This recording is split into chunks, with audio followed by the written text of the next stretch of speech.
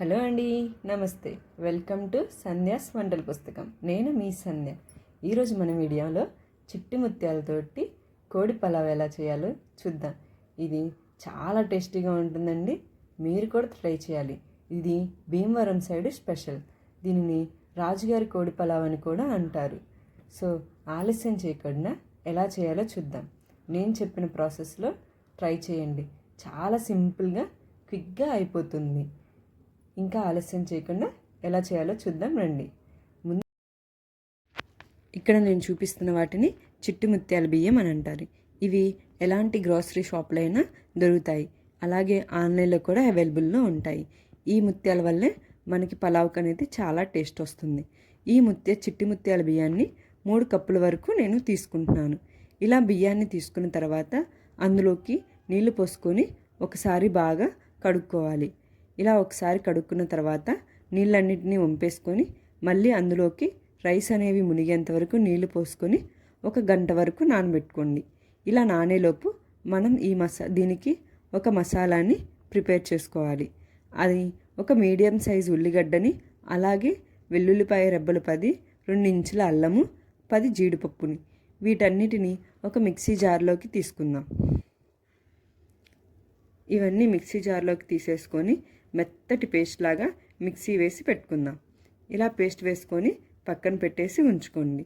తర్వాత కళాయి పెట్టుకొని కళాయిలోకి 4 టేబుల్ స్పూన్ వరకు నూనెని వేసుకోండి. ఇలా నూనె వేసుకొని నూనె కొంచెం హీట్ అయిన తర్వాత మనం ఇందాక వేసి పెట్టుకున్నటువంటి పేస్ట్ని ఇందులోకి యాడ్ చేసుకోండి. ఇలా పేస్ట్ అంతా ఆయిల్లోకి వేసుకున్న తర్వాత ఒకసారి బాగా కలబెట్టుకోండి. ఈ పేస్ట్ అనేది మనకి పచ్చివాసన పోయేంత వరకు అడిగంటకుండా సిమ్లోనే పెట్టుకొని వేపుకోవాలి. ఇలా మనకి పేస్ట్ అనేది అంతా పచ్చివాసన పోయి ఇక్కడ చూపిస్తున్న విధంగా మీకు ఆయిల్ అనేది కొంచెం పైకి తేలుతూ ఉంటుంది. ఇలా పైకి తేలిన తర్వాత మనము 1 కేజీ వరకు చికెన్ని తీసుకుంటున్నాం. ఇందులోకి దానిని శుభ్రంగా కడిగి పెట్టుకోవాలి. ఆ తర్వాత చికెన్ అంతటిని దీంట్లోకి వేసేసుకోండి. అలా చికెన్ అంతా దీంట్లోకి వేసుకున్న తర్వాత ఆ మసాలా గ్రేవీ పేస్ట్ అంతా దీనికి పట్టే విధంగా ఒకసారి బాగా కలబెట్టుకోండి. ఇలా చికెన్ అంతటిని ఒకసారి బాగా కలబెట్టుకొని మూత పెట్టుకొని 5 నిమిషాల వరకు బాగా ఉడకనివ్వండి. ఇలా కొంచెం గ్రేవీ అనేది చికెన్కి పట్టిన తర్వాత 1 టేబుల్ స్పూన్ పసుపు, 2 స్పూన్ల కారం, అలాగే రుచికి సరిపడినంత వరకు సాల్ట్ని తీసుకుంటున్నాను. ఒక 2 స్పూన్ల వరకు తీసుకుంటున్నాను. అలాగే 1 టేబుల్ స్పూన్ ధనియాల పొడి, అలాగే 1 టేబుల్ స్పూన్ గరం మసాలా, వీటన్నిటిని ఒకసారి చికెన్కి పట్టే విధంగా బాగా కలబెట్టుకోవాలి. ఇలా బాగా కలబెట్టుకున్న తర్వాత మూత పెట్టుకొని ఒక 5 నిమిషాలు బాగా ఉడకనివ్వండి. ఇలా ఉడికిన తర్వాత ఒక 2 గ్లాసుల వరకు నేను వాటర్ని తీసుకుంటున్నాను. మనకి ఇక్కడ చికెన్ అనేది ఒక 90% వరకు కుక్ అవ్వాలి. ఇలా మూత పెట్టుకొని ఒక 20 నిమిషాలు పట్టింది నాకు ఈ చికెన్ అనేది ఇలా గ్రేవీ కన్సిస్టెన్సీలోకి రావటానికి. మీరు కూడా ఒక 20 నిమిషాలు ఇలా ఉడికించుకోండి. మనకి ఫైనల్గా చికెన్ అనేది ఇలా గ్రేవీతో మనకి రావాలి.